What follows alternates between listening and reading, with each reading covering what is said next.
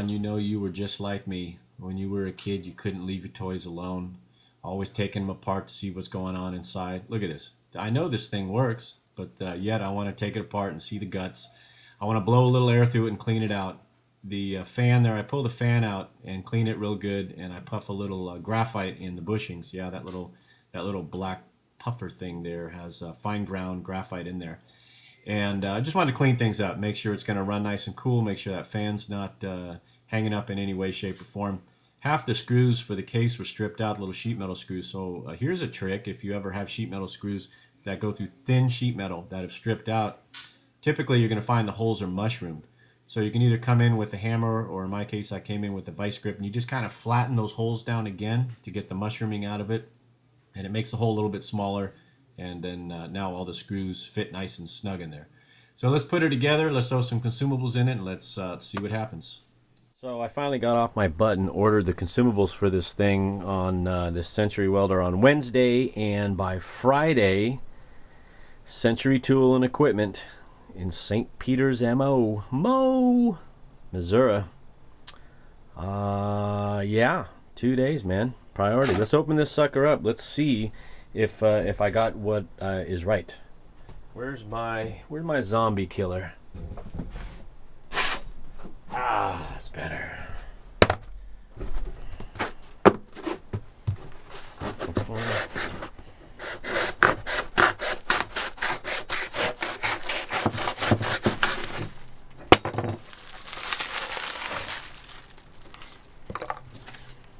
Invoice? You mean I had to pay for this? What the?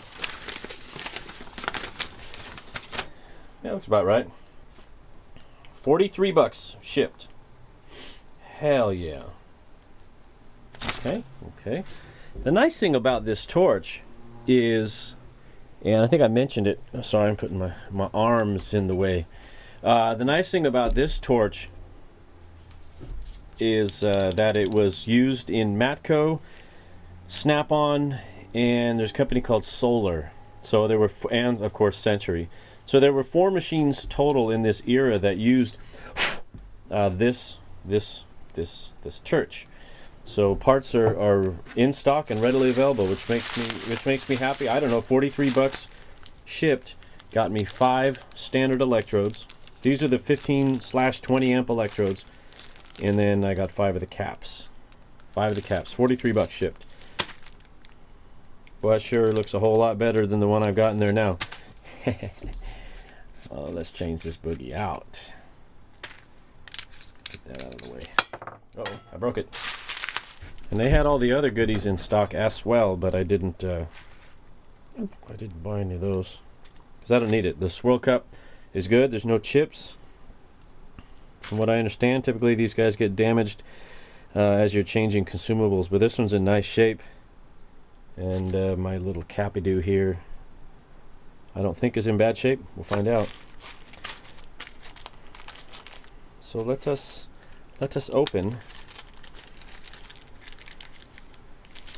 Let us compare. Oh yeah, look at that! Woohoo! Let's see. Put you on macro. You guys get to see my dirty hands, but my hands are dirty because I'm a working guy. It is what it is. Yeah, that's a little different. That's cool.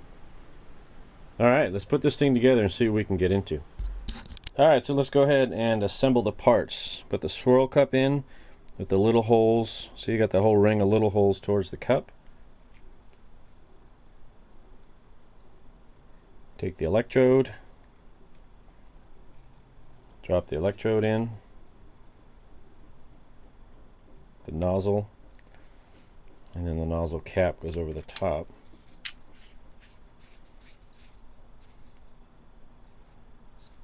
Alright, let's throw some electricity to this thing and see what it does.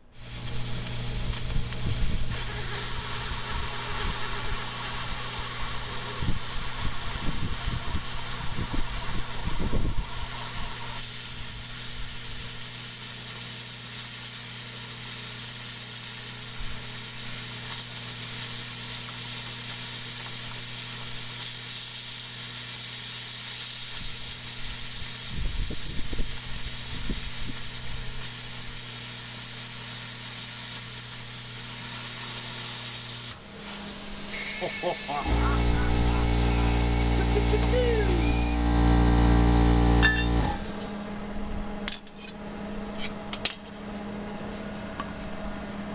this is 1/8 inch steel. Got a little bit of slag on the back.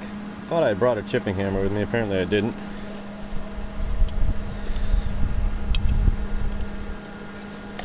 But the backside of a wrench takes it right off. Huh. Let's try it again, let's try it again.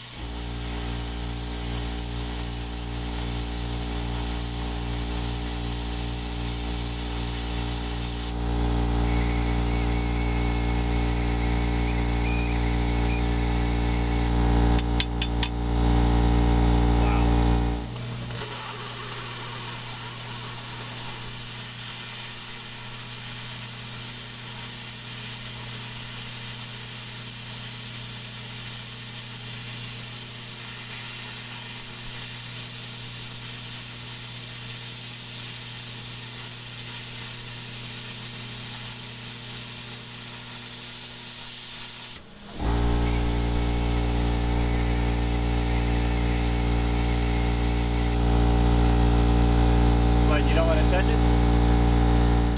So I did the 1/4 inch like a boss. Of course, if I was using a straight edge, you know, it'd be a little nicer, but that could be dressed up. We're going to try this 1/2 inch. If it's working good, you might as well keep messing with it till you break it. That's why I look at it.